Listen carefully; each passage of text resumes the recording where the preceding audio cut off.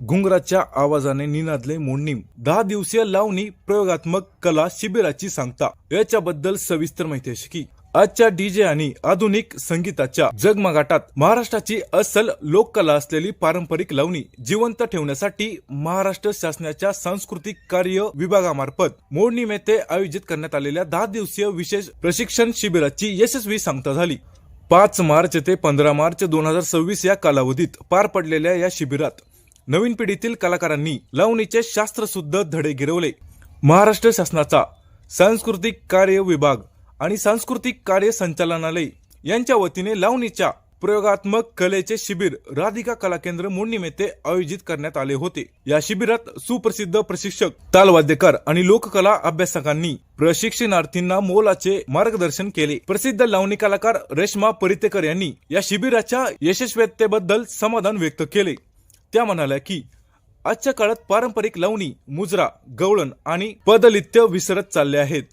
मात्र शासनाने हे शिबिर आयोजित करून नवीन मुलींना 5 ते 7 किलोचे घुंगरू बांधून कसे नाचायचे याचे थेट शिक्षण देण्याची संधी उपलब्ध करून दिली. रेश्मा परितेकर यांनी त्यांचे गुरु पांडुरंग घोटकर यांच्या मार्गदर्शनाखाली हे प्रशिक्षण कार्य यशस्वीरित्या पूर्ण केले. हे शिबिर यशस्वी करण्यासाठी शिबिर संचालक श्रीमती वर्षा मुसळे आणि सांस्कृतिक कार्य संचालनाचे संचालक श्रीराम पांडे यांचे मोलाचे योगदान लाभले. स्थानिक स्तरावर किसनराव जाधव यांनी सरावासाठी जागा उपलब्ध करून दिली, तर स्थानिक हार्मोनियम वादक, ढोलकी वादक आणि गायक कलाकारांच्या साथीमुळे या शिबिरात चैतन्य पसरले होते. गेल्या वर्षीप्रमाणे याही वर्षी शासनाने हे शिबिर उपलब्ध करून दिल्याबद्दल सर्व कलाकारांनी शासनाचे आभार मानले. या शिबिरामुळे मोडणीम परिसरातील सांस्कृतिक वातावरणात भर पडली असून लावणीच्या जतन आणि संवर्धनासाठी हे मोठे पाऊल मानले जात आहे. नमस्कार, मी रेश्मा परितेकर. माझे गुरु पांडुरंग घोटकर यांच्या सहकार्याने महाराष्ट्र शासनाने वर्षा मुसळेच्या नावाने जे शिबिर दिले ते खूप चांगला प्रतिसाद आहे. इथं 4 ते 5 कला केंद्र आहे आणि आत्ताच्या युगात, डीजेच्या युगात हे महाराष्ट्र शासनाने जे शिबिर दिले ते खूप छान प्रतिसाद मिळतोय. मुलींना पण, नवीन मुलींना पारंपरिक लावणीची तोडओळख झाली. मुद्रा, गवळण असे काही प्रकार आहेत लावणीचे प्रयोगाचे, तर ते आम्ही त्यांना शिकवतो आणि चांगल्या प्रकारे त्या मुली पण आम्हाला साथ देतात. त्यांनी पण चांगल्या प्रकारे आम्हाला साथ दिली. त्याच्यामुळं महाराष्ट्र शासनाने पण आम्हाला मागितल्यामुळं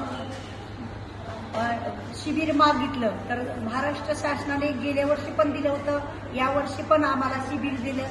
त्या महाराष्ट्र शासनाचे पण खूप खूप धन्यवाद की ह्या डीजेच्या काळात आता कला केंद्रामध्ये डीजे, काय कला केंद्रामध्ये डीजे चालू आहे, पण त्यांच्या विरुद्ध की पारंपरिक लावणी लाईव्हमध्ये कसे केली जाते किंवा त्यांना अजून घुंगरं बांधून 5 ते 7 किलो घुंगरू बांधून कसं नाचता येईल याच्या शिक्षण देण्यासाठी महाराष्ट्र शासनाने आम्हाला साथ दिली, आम्हाला मान्यता दिली शिबिर करण्याची.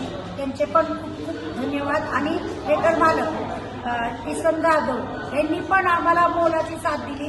10 दिवस आम्हाला प्रॅक्टिस करायला जागा उपलब्ध करून दिली. त्यांचे पण खूप खूप धन्यवाद. आणि इथले जे स्थानिक कलाकार आहेत, हार्मोनियम वादक किंवा गायक, पीटी मास्तर, ढोलकी वादक यांची पण आम्हाला चांगली साथ मिळाली. आमच्या गुरूंची मला चांगली साथ असते, नेहमीच त्यांची मला साथ असते. सगळ्यांचे मी धन्यवाद मानते.